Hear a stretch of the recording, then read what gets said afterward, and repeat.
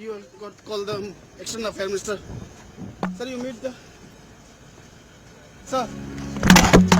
It started with the sacking of Trudeau's diplomat in India, a summons for the High Commissioner and a call for downsizing Canada's mission in the Indian capital. Our concerns are related to ensuring parity in diplomatic presence. Over 10 days later, India has now asked Canada to withdraw dozens of its staff from New Delhi in what it calls a bid to achieve diplomatic parity.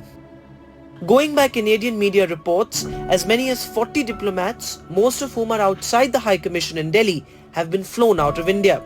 We are looking at parity, we are looking at the fact that there have been interference and there has been a much higher number of Canadian diplomats here, and hence though the discussions on achieving parity are ongoing, and rest of it I can't comment on it yet.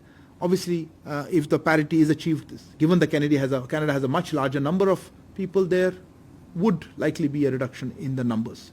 Between agents of the 3 weeks and counting, the stalemate between the two global powers is far from over.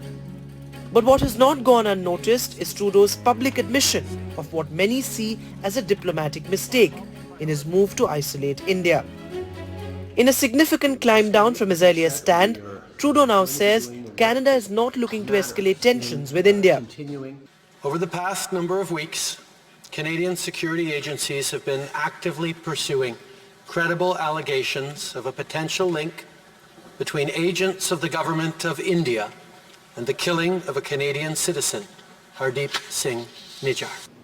There are credible reasons to believe that agents of the government of India were involved in the killing of a Canadian on Canadian soil. We're very serious about building closer ties with India. We're not looking to escalate, as I've said. We are going to be doing the work that matters in continuing to have constructive relations with India through this extremely difficult time.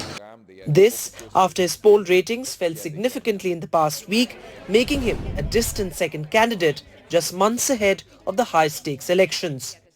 India, meanwhile, has maintained that Khalistani extremism in Canada is unacceptable to New Delhi, with External Affairs Minister S. Jaishankar pulling no punches and calling out Canada for what he says is permissiveness for terror in the garb of freedom. Let's not normalize what is happening in Canada.